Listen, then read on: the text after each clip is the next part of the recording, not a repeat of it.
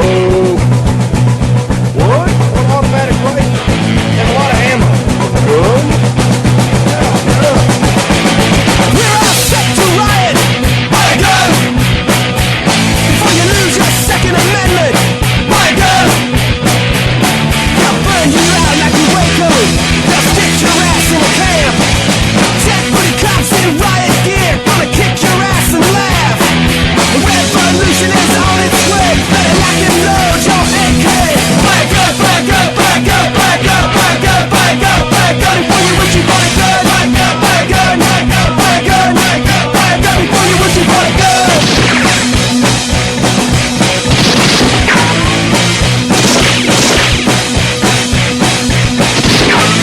We're all set to riot. My gun. Before you lose your Second Amendment. My gun.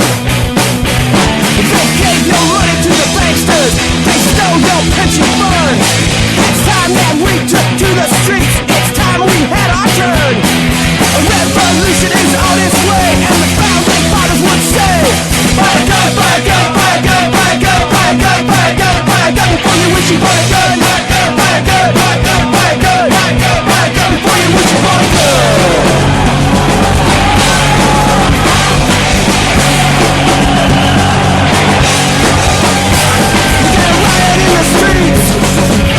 Revolution's not clean and neat, you gotta riot in the streets. Revolution's not clean and neat, you gotta drag them through the streets. All right, hey, it's Tuesday. It is Primer Time. We are live. Unfortunately, we had a little bit of Skype difficulty, so we're just getting set up.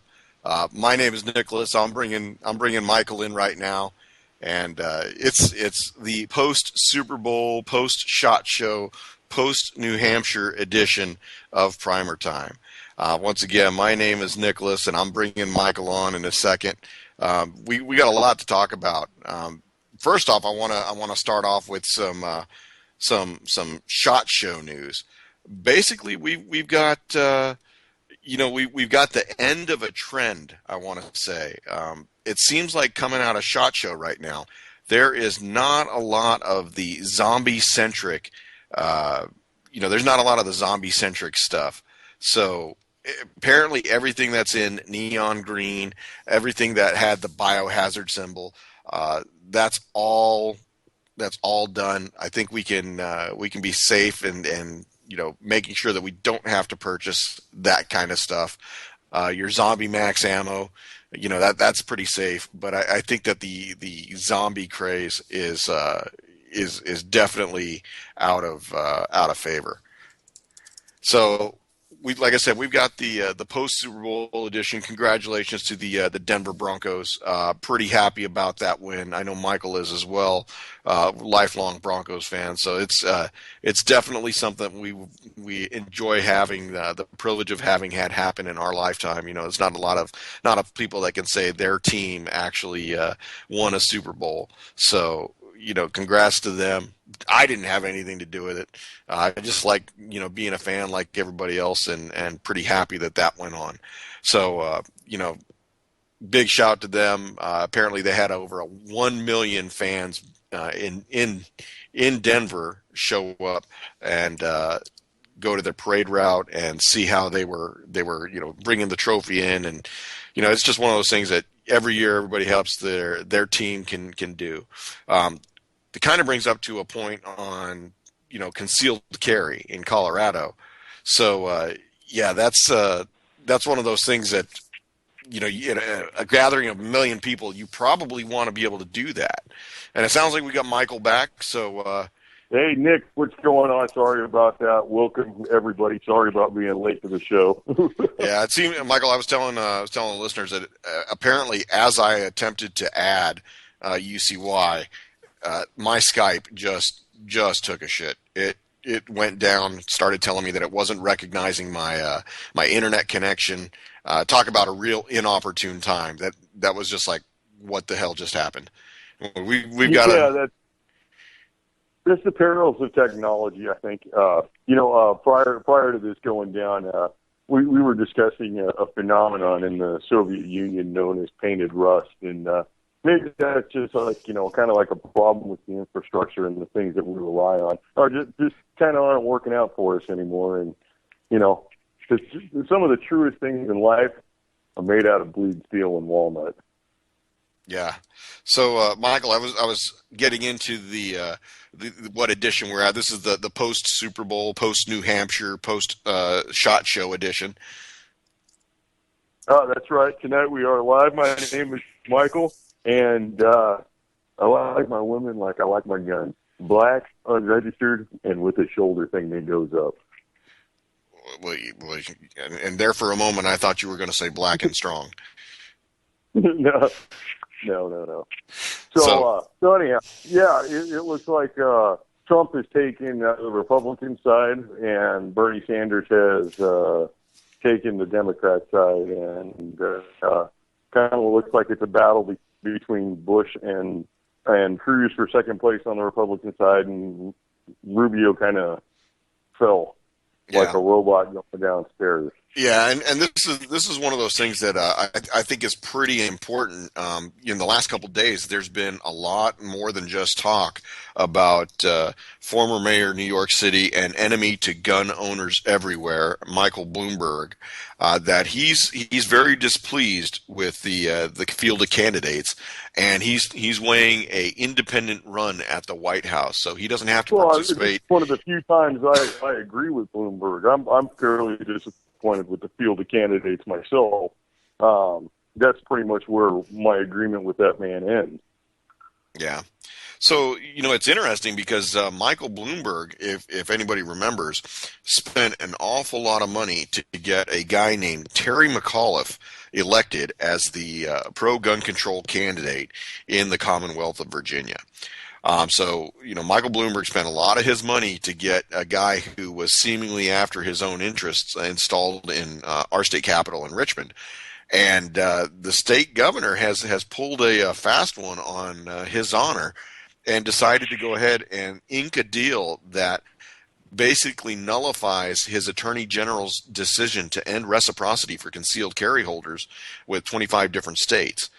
And Michael Bloomberg and Everytown USA for gun safety is they're pretty upset, and they're saying that he's a coward and that he lacks leadership and a host of other things. Whereas the governor is saying that this is a deal that will make Virginia safer, and it's got bipartisan support. So, from the terms of a gun grabbing plutocrat to the governor of this Commonwealth taking money, getting elected, and then doing his own thing, I kind of think it's a big FU to Michael Bloomberg.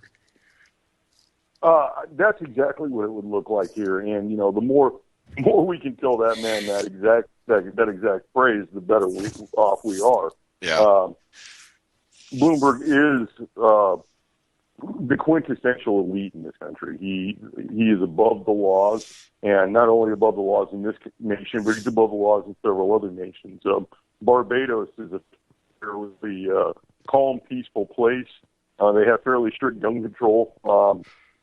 Pretty much the only people with firearms in Barbados are the military and like the chief of police. Well, Bloomberg goes to Barbados, and he's got a completely armed detail.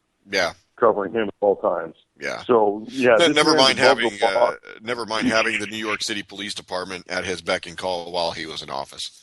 Well, and you could bring up a lot of interesting points about his relationship with the NYPD.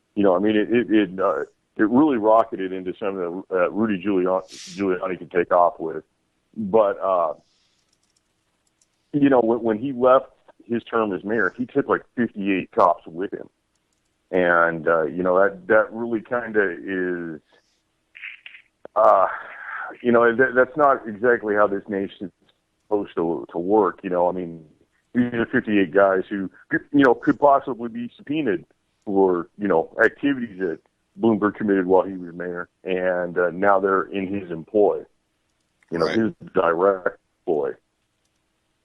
Their paychecks are signed by him. And,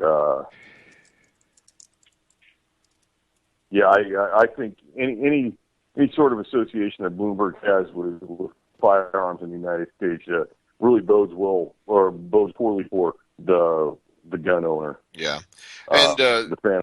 and speaking of things that don't bode well for the gun owner, you've got the New Hampshire primary that all polling stations are closed. They closed, I want to say about an hour and 15 minutes ago.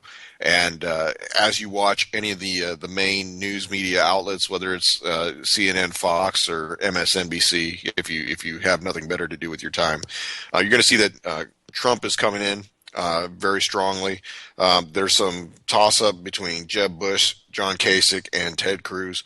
I think what we're really going to see after this is within the next... I'm proud to say that I heard that Vermin Supreme has 5 confirmed votes. There you go. And, I swear to God, a dude with a boot on his head who offers everybody a free pony is nearly a better alternative to what we have now. Right. And here's the thing, there's a lot of consternation on the Democrat side of the House when it comes to Bernie Sanders' history on gun or anti-gun legislation in the state of Vermont. That's one of the tickets where Clinton hits at him really, really hard. And that being part of the party's platform, that gun control is something that they believe in wholeheartedly. He's got to navigate a dicey road when it comes to the larger Super Tuesday states. His appeal to people that are of the mainstream and really, may not be decided yet, that's something that he's got to take into account. And traditionally, you don't have that problem on the other side of the house, where conservatives tend to be very, very much about not only just conserving the social norms, but also preserving individual freedoms. Not to say that that's every single one of them or a party platform, but that's tend to be what they used in order to get the voters to come out and vote for them. Well, and we're seeing that there's been some backlash to some of the campaign techniques used by some of the, I don't want to call them also-rans, but any sort of opposition to Trump. Trump needs very, very little promotion. He's made a promotion. You just need to buy it. Well, and not only that, that's one of the things that I think, a lot of the other candidates, especially when it comes to later on, whether it's the Super Tuesday primaries or whether it's going towards the actual countdown as the other candidates start to fall by the wayside and leave the primary season behind and exit out. At some point, there's going to be, hey, what's the gist, or what is the substance that you're going to do? Because with all the self-promotion that Trump does and telling everybody how great he is and how the people in the certain state love him and, he's going to win because these people love him, that's pretty light on substance. I don't think I've heard him come out and say how he is specifically going to do anything other than building a wall. Make it bigger and huger and greater, and the wall will be built and paid for by the Mexicans using the bones of the Islams. Yeah, that's about all I'm hearing out of it. Yeah, and see, I think we discussed this last week. It doesn't really matter what Trump doesn't say, because the moment he says something, no matter how outrageous it is, he picks up that small portion of the demographic that votes for that is their exact issue. And I mean, the man is a media machine, so I still think Hillary's going to be the one, even though the FBI is investigating her. But right, that's a day late and a dollar short as far as I'm concerned. Yeah. Something interesting that happened in the world of firearms this week, and actually happened in the last 12, 15 hours here. American rocker Ted Nugent, a virulent Second Amendment advocate, very vocal, very in your face. I'm sure pretty much if you listen to this show, you know who Ted Nugent is. Came out with a post on Facebook, and it names Jewish politicians as an enemy of the state, and these Jewish politicians are well-known gun grabbers. It includes Charles Schumer, Dianne Feinstein, Barbara Boxer, Frank Lautenberg. The former Frank Lautenberg, since right, dearly departed. Right. It's got the hand-gun control leaders, and there's 9 people on this list, and good Mayor Bloomberg is on there. And it's written with some, I guess, less than sensitive language. And it's being called an anti-Semitic attack. And the head of the ADL, Mr. Greenblatt, replied today and basically stated that, this is an outrage and blah, blah, blah, lampshades and soap and yada, yada, yada, and how dare you. And it's really disturbing to me because I followed this kind of closely today, and there's been initially early this morning there was a lot of media push to this, that this is an outrage and how dare he say something like that. I mean, these are our politicians, and this is just like Hitler, blah blah blah. And the story sort of started drying up, and in places where I was following, comments were locked, and I don't think that the narrative was being followed by the people following this on the social medias and different news platforms. Yeah, one of the things that I think is important to know is that this is not a post that Ted Nugent created on his own. This was no. This was something that he got and he reposted it. Right. So so his independent vetting of the post is non-existent. This is just something that he went ahead and re-forwarded out to. But if we look at the post, I believe I sent it to you earlier. If you can pull it up there, you'll see that the names that are involved truly are gun grabbers. Yeah, there's no question about that. So, I mean, the information is not incorrect. And this is where I'm kind of having a problem with this, because this information is absolutely 100% on the ball. There's no mistaking it. I mean, each one of these people in the photo in question have a history of trying to disarm Americans. I mean, to the point where Senator Dianne Feinstein said, if she'd have had the votes, she'd have had no problem saying Mr. and Mrs. America, turn them all in. Yeah, and this is the post that we're referring to is, like I said, it was on his Facebook page, and it has a picture of 12 prominent Jewish politicians and special interest group leaders. Basically, what it is starting off with Mayor Bloomberg, Feinstein, Chuck Schumer, the former Frank Lautenberg, Rahm Emanuel, Barbara Boxer, Richard Blumenthal, Senator Carl Levin,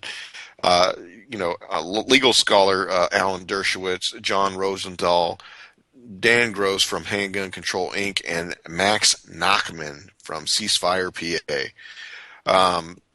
This is, like I said, he's generating a lot of the expected anti-Semitism remarks, predominantly because every single one of the images that he has in this post has a Israeli flag superimposed over the images. That's gonna cause a couple people to say something. Well, no. It is provocative, but here's the thing. So, without saying it, what he's doing is he's questioning these people's national affiliations, because, as you know, it's the only nation on the planet that is not only a nation, a religious and a religious group and an ethnic group, but you can always go home again is the way they look at it, right? Right. It's the only nation with a built-in get-out-of-jail-free card. Right. So here's the point. It's thought to be in poor taste in a lot of circles. He's kept the post up on his page. He's got a fair number of detractors and he's got a fair number of supporters. It's funny that quite a few people had posted on him claiming to be Jewish, and not only that, but conservative gun owners and or followers of him and his music. So, might there be an organization that's out there sending people to, post comments on his page? Quite possibly. But, I would dare say so. In following some of the social media today, yeah, there were actually, links to this story and links to his Facebook page saying, yeah, go there and make a comment and tell him exactly what kind of a scumbag you are and you won't buy his record again and blah, blah, blah. And to be honest with you, I don't think Ted Nugent cares. Yeah, I don't think. I think he said what he feels, and good for him. Yeah. Dissent is the most vital part of patriotism. That was one of the themes that was recurring during the George Bush presidency, was that dissent is patriotic. I saw that plastered all over San Francisco. It's amazing that when the shoe is on the other foot, that the dissenters are now the problem.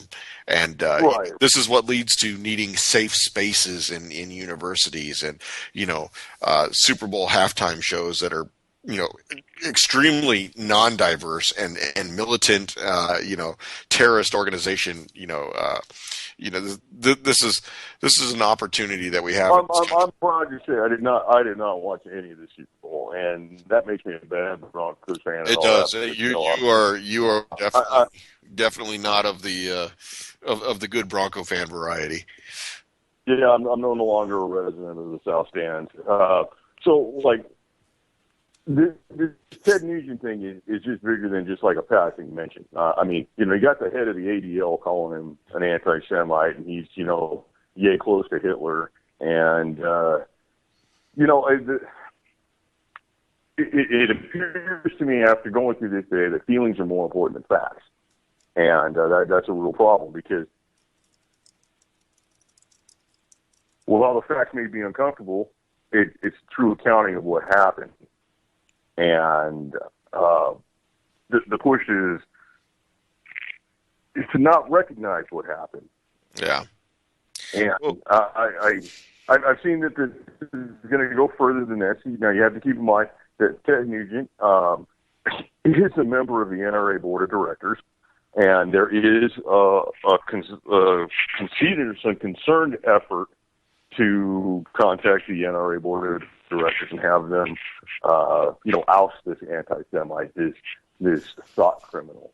Yeah. Somebody who would examine the facts and dare ask the question. Yeah. Well, here's the thing, and I think we can probably move on from politics after this.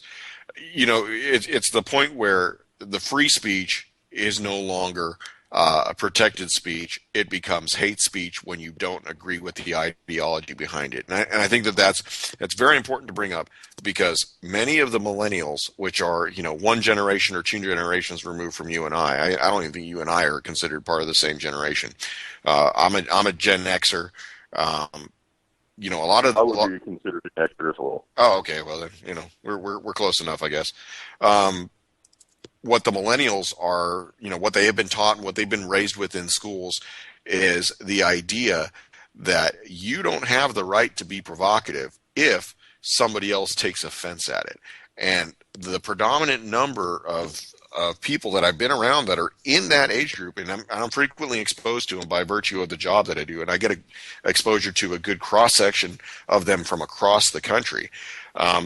By and large, these people have been brought up on this social justice mantra and the program. Well, and he's right back into the Nugent post. What he said is absolutely true. There are Jewish politicians whose main goal is to subvert the American way of life, to take the firearm from the American people. You have to ask yourself, why would a group of people who suffered the most tragic event in history, blah, blah, blah, 70 years ago, why these same people who suffered this, their ancestors suffered this, why they would want you to be placed into the same position? Yeah. So I just got the heads up from my news feed on my phone. Three different news sources have said that John Kasich has won second place in the New Hampshire primary on the Republican side. For a guy that's interesting. Yeah, for a guy that's probably going to be out of the race on March 1st, that's just giving his super PAC a little bit more time to contribute money to him. So yeah, well, that's really what it is in the end.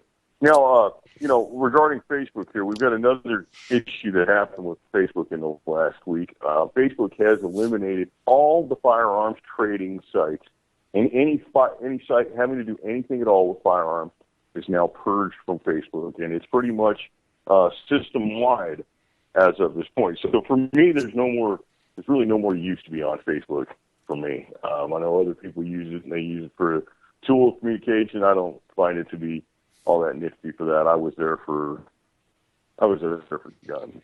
Yeah. And pretty much all those sites are gone. Here's the way I look at it. If put it this way, Facebook is it's a social media engine. It's an aggregator of your personal information that goes to God knows which 3-letter agency. These startups don't get off the ground. Oh, and let me preface this by saying I did not ever use Facebook. My real name. Yeah. Oh God, no. At one time, I had some fairly outlandish names. It took them a while to catch up with them, and they banned me, and I'd come back with another fake name. I believe one hot tamale was a good one. Yeah, I like that one, and I like when they asked me for a middle name to prove who I was, and like what I made up the first 2 names. I can't come up with a middle name. Yeah. Come on now. I personally would have gone. So yeah. One guacamole tomorrow. Yep. So, there you go. From a long line of guacamole. Yep. So I've got an interesting scenario that I'm gonna put forth to you, Michael, and I'm gonna get your take on it. It's not a secret that I'm not a huge fan of the 22 long rifle, mainly because of the availability of the ammo in my area.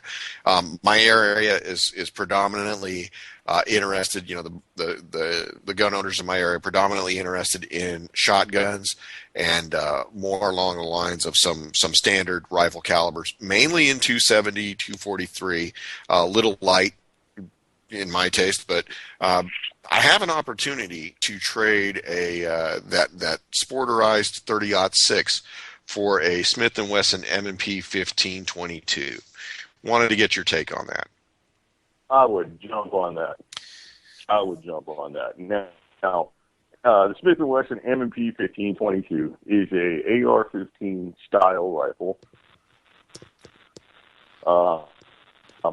dedicated to the 22 long rifle round. This is not an AR lower that you can swap out, and put a 5.56 on it. That rifle is dedicated to a 22 long rifle. That being said, I know several people that have them, and they really, really, really like them. And by really, really, really like them, they buy 7, 8, 10 magazines for these things. Right, and that's one of the important things is that this is not a standard magazine. This is proprietary to the system because of the feed ramp that has to be used in order to. Well, now that's an interesting item right there. There are several AR-1522 clones, and we're going to immediately exclude the Mossberg and the Chiappa AR-15 clones because those are not along the same pattern as most of the other AR. Right. Well, and the interesting thing of this, for the GSG, for the Colt. Yeah, I was going to say the interesting thing about the Smith & Wesson M&P 1522 is you get an MSRP on that right of about $450, a little cheaper in some places if you can maybe get it from an academy or something like that. You can spend a little bit more if you go to like a Gander Mountain or a Cabela's. I've as low as $359, to be honest with you. And I've seen them during the rush. I saw them, and by the rush I mean the unpleasantness of 2013. I did see those things going for $750. Now, right. Yeah. That's 1.5 to 2 rifles now. That being said, those magazines usually run about $20 to $25 a piece, and there's several manufacturers for those magazines because the M&P 15 uses a similar magazine system to the original Colt trainers, the 22 subcaliber or the AR-15s. They follow that same magazine line, and others have made that same magazine. So that's really the one to go with, just based on the magazine commonality and the availability to find those almost everywhere. That sells firearm goods. Yeah.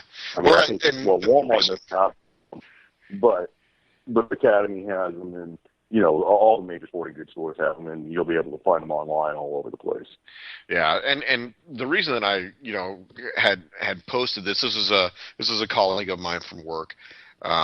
He actually received this from another soldier who was going through a divorce, and the soldier just said, "Hey, I need you to hold it for me." And then the soldier said, "You know what? If I want to stay with my wife, you better just keep it." So it came to him free and clear, no strings attached. He doesn't necessarily need it. And I posed a question to him a while back, just kind of offhand, like, "Hey, I'm always looking for something new and interesting, and just because I happen to like AR platforms, having an you are very familiar, intimately familiar with the controls and how to use one of those." Yeah, certainly, and it's not that it's vastly different in terms of the feeding and ejecting and all that, because the same process is basically in use. But the interesting thing is that when you add weight to a 22 long rifle platform, you're going to be able to maybe possibly bring a new shooter into the fold, because 22 long rifle doesn't necessarily have the most recoil in the world, but what it tends to be is it's a very low recoil. Yeah, and what it does tend to be is very loud. So if you can go ahead and take something that's attractive to a new shooter, get them the. And I would disagree with you that the 22 long rifle is loud. I would say that it's loud in something with a very short barrel, something with a 2 or a 3-inch barrel, or even like a 1 1/8 inch North American Arms mini revolver. Those are extremely loud. But you put it in a 6-inch revolver and say a Ruger 10/22 with a 16 or an 18-inch barrel on it or something. It's actually very pleasant. It's not something that you really need hearing protection for. Well, you want to go ahead. At least for my using hearing protection, but yeah, I was going to say I have been known to shoot a 22 without hearing protection.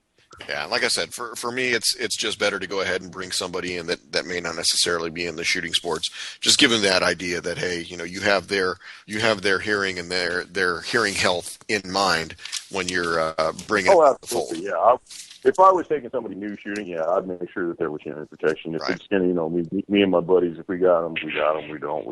Yeah. Whatever, If it's that bad, I'll jam 2 live rounds in my ear. Right.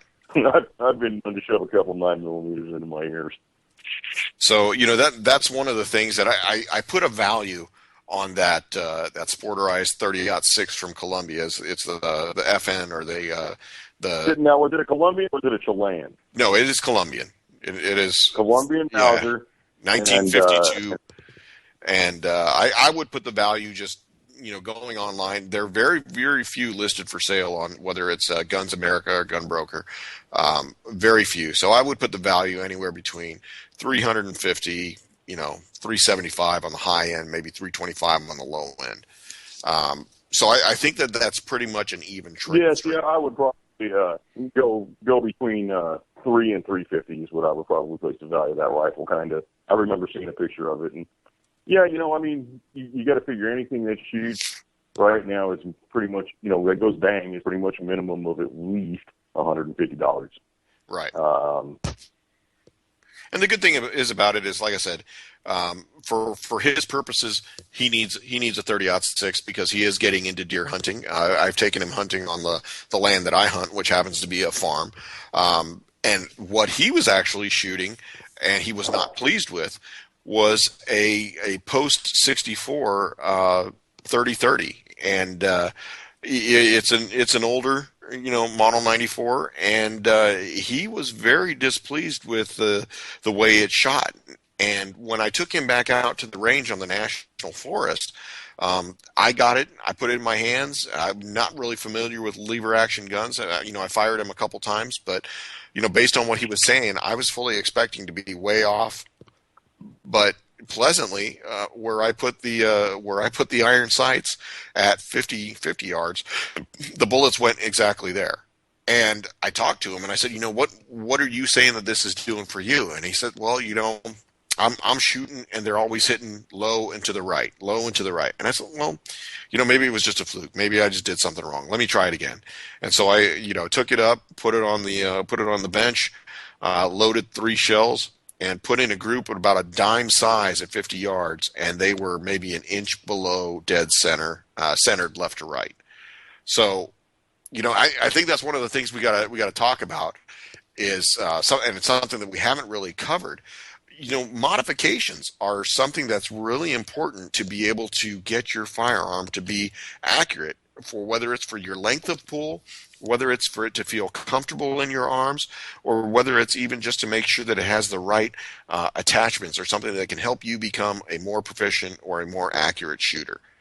And we see a lot of emphasis put on this placed by manufacturers currently.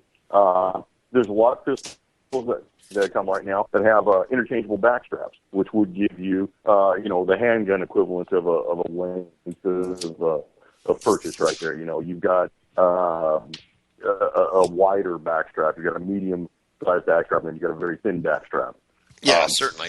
Different hand grips. I personally, I prefer a very thin grip.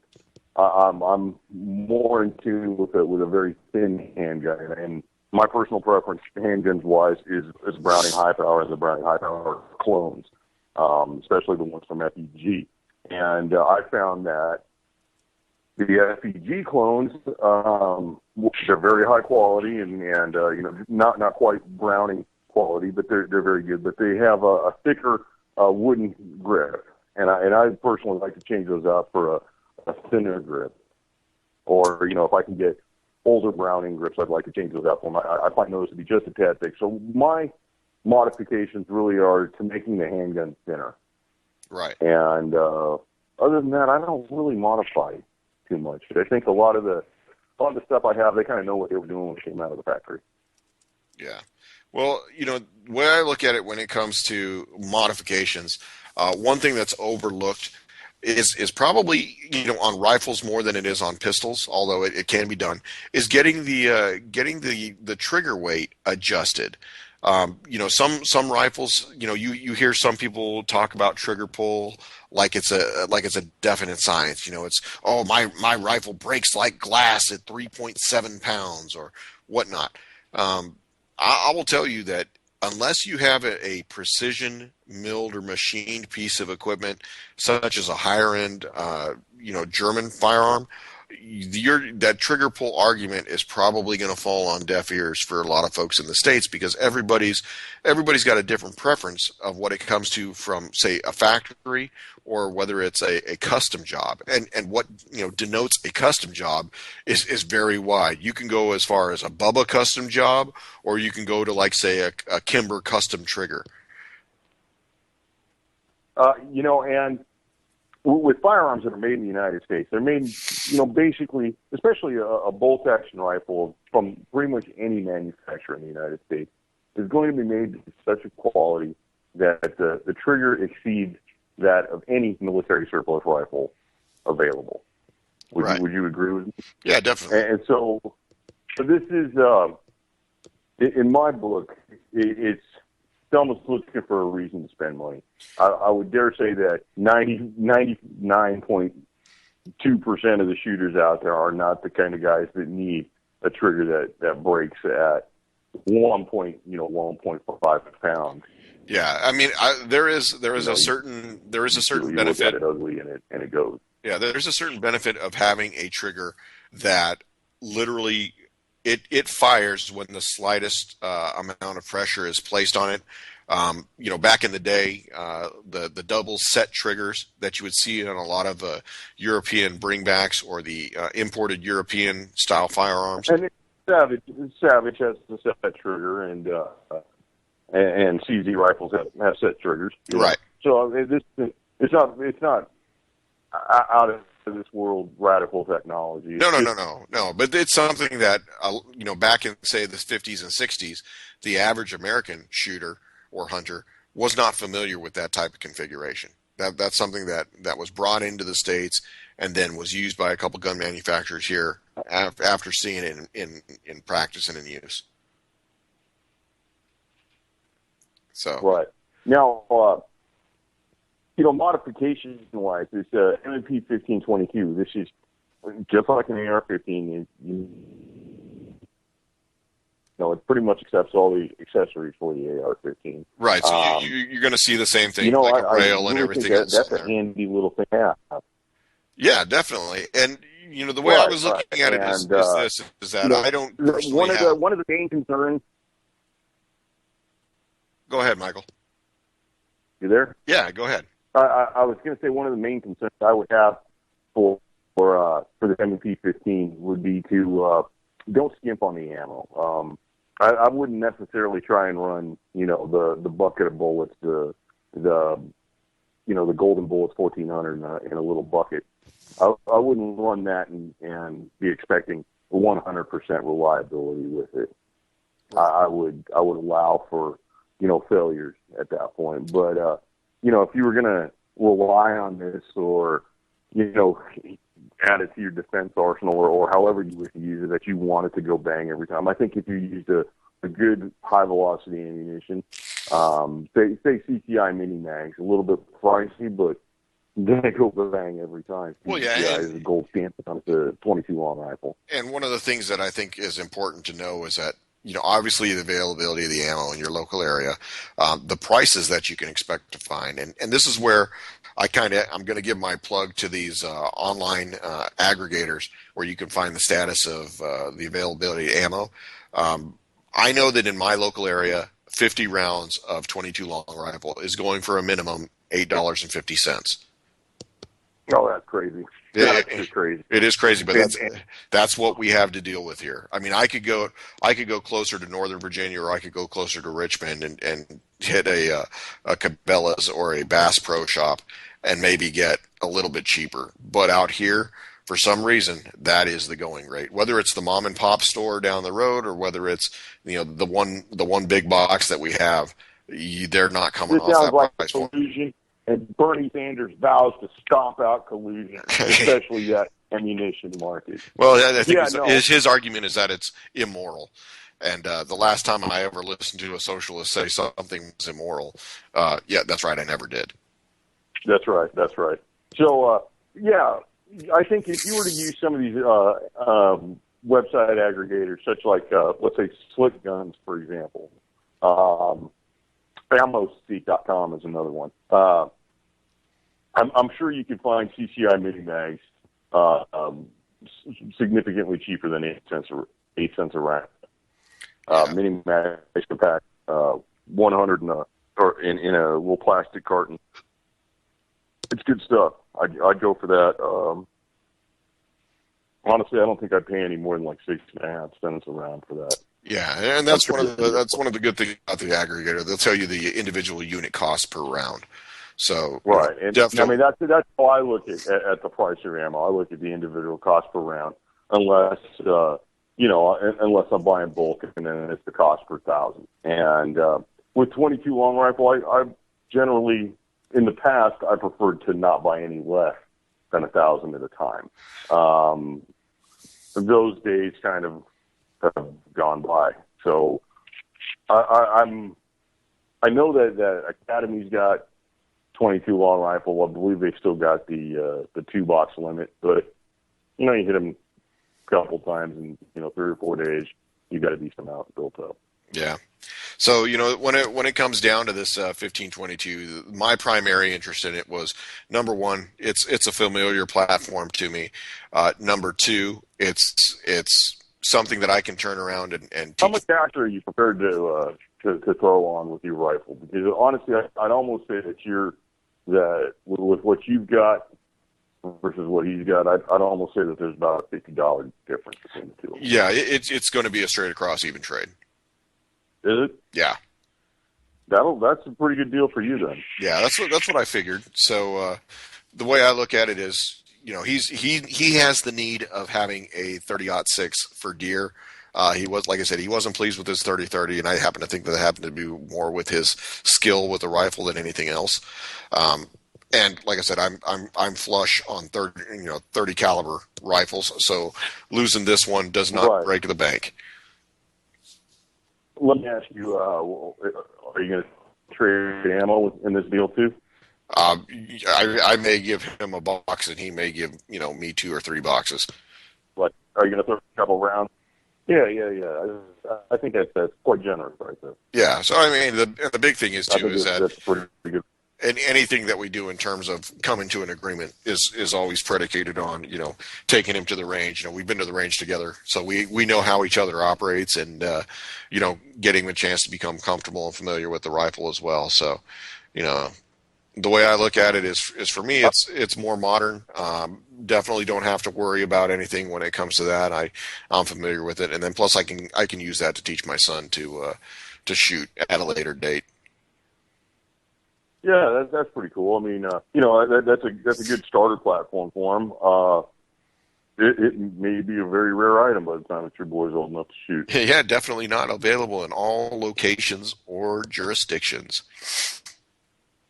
That's right. We don't really have any new restrictions coming in, but we do have West Virginia has passed permitless concealed carries. So, yeah, way to go, West Virginia. Which is another very, very Democratic leaning state. Senator Joe Manchin is very influential in Congress. He's he's treading a thin line. He's in a rural state, and it's a lot of folks there believe in their right to bear arms. So there used to be, and congratulations to a blue state for having true constitutional carry. I mean, that's a pretty big step right there. Yeah.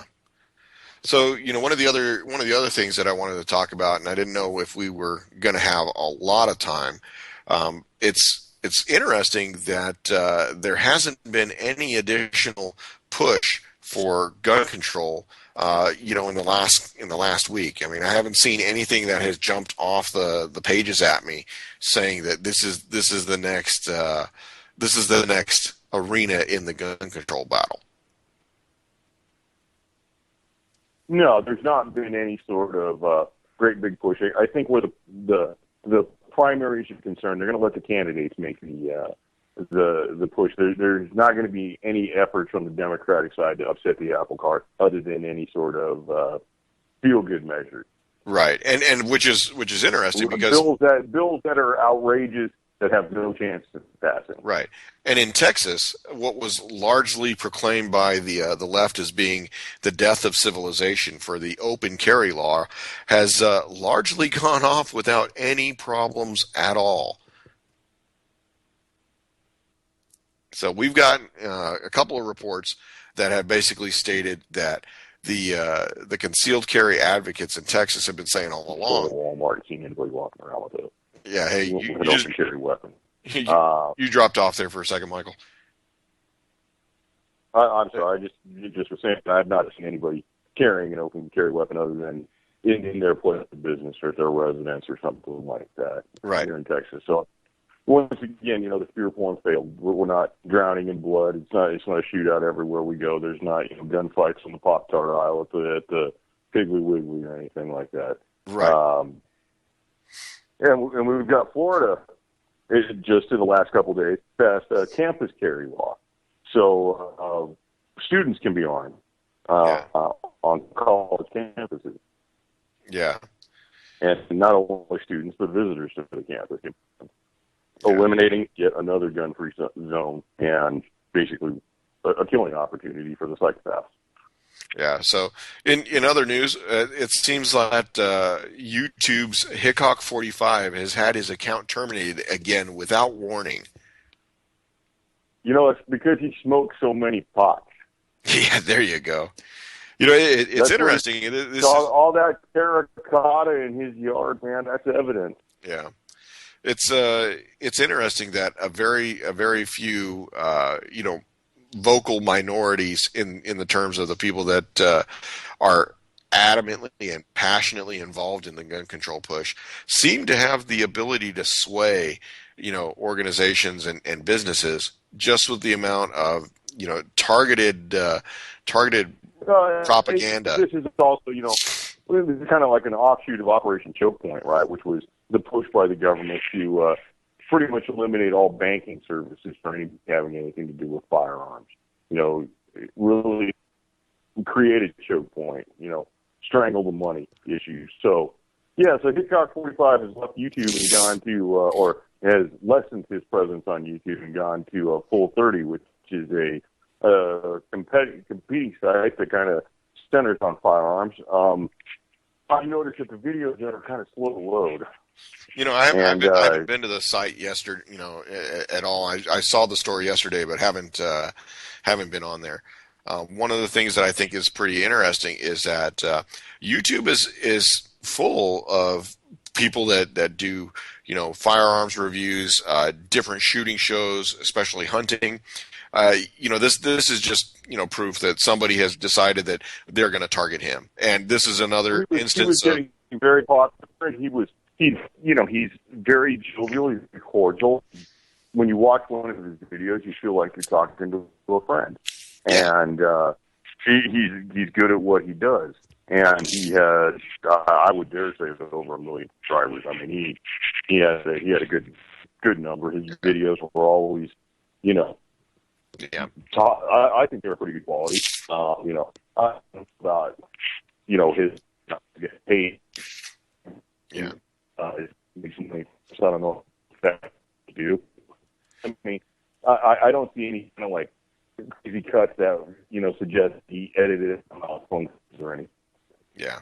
Any sort of like false testimony on firearms. Yeah. I think he gives it to you pretty straight, and he's not afraid to call something out when it doesn't perform. So let me throw a question at you. In the YouTube world, do you have any favorite channels that you watch? Actually, I do, and like I said, this is a product of my time hunting overseas. But when it comes to taking a look at new rifles and things like that are being offered, they tend to highlight a lot of American wear, and the channel is called Team Wild Hunting, or Team Real Tree Global Adventures. It's a show that's produced in Britain. And although they do what they call redneck road trips, and they go into the States and they film their hunting experiences, they do a lot of hunting in the continent of Europe as well as going into Asia. It's actually a nice thing to look at. You can see the different ways of hunting, and then on an individual level, there is a hunter from Scotland. His channel is called Roe Stalker, and roe being for roe deer. He doesn't tend to speak in any of his videos, so you get the sounds of nature, and not only that, everything is subtitled, so you can follow along as long as you can understand and read English, and it's just pleasant. A lot of his videos, I would dare say, are very calming. All right, that's cool. I've got a couple that I like. I do like TikTok 45. Like I said, I feel like I'm listening to a friend talk about firearms when I watch his stuff. Nothing really over the top, and I'd like to shoot at his range someday. He's got a pretty neat setup.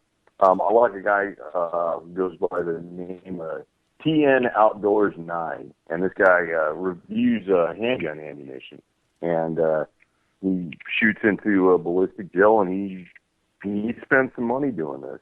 He puts in the effort, and I think he makes excellent videos.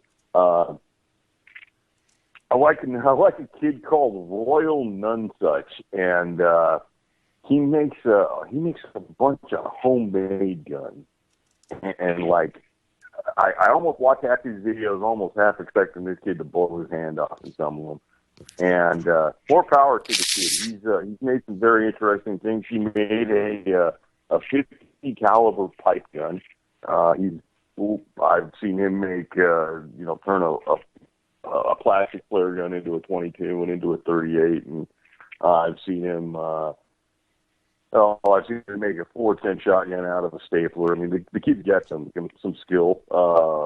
He's a little bit fun to watch. Yeah. So I'd say Ian from Forgotten Firearms. I like Forgotten Firearms. There's a lot of really old, interesting, neat stuff on there. Not your average everyday. Look at my Glock. Let's do a torture test on it. Yeah. Well, one of the other ones that I wanted to bring up is an American show. It's called The High Road with Keith Warren. And that one actually does quite a few forays into Texas and other places. So I just wanted to get that out there before we hit safety. Okay, all right. So safety. 4 rules of firearm safety. First rule is every firearm is loaded until you visually and physically inspect and verify that it is not loaded. Rule number 2 is Keep that barrel pointed in a safe direction at all times. Don't cover anything you don't wish to destroy. Rule number 3 is know what your target is and know what is beyond your target. And the most important rule is keep your booger hooks off the bang switch until you're ready to discharge the weapon. You cannot pull that bullet back. And, when a cop does it, it's called an accident, but when you do it, it's called negligence. There you go. So, learn your terms, civilian. You are not of the protected class. You will go to jail. Yeah. So, speaking of go to jail, the FBI has confirmed that this is a formal investigation in criminal wrongdoing for Hillary Clinton's email servers. Well, whoop-de-fucking-do. Seriously, like, what is this, a day late and $1 short? Yeah. Well, but I mean, it's the Clinton Foundation, so it's what? It's 10 years too late, 20 years too late, and, $22 million short, I guess. Well, you got a serial rapist, and you've got the serial liar. I hate to jump back into politics or anything, but... we only got a minute and a half, so jump away. Okay. Bill Clinton today. Oh, we even have less. Campaign effort. Bill Clinton doesn't want to be married to Hillary Clinton today. He said that on a campaign stuff. Everybody, thank you very much, UCY.TV. This has been Primer Time with Michael and Nick. Thank you, Jules. UCY.TV, your home for everything cool.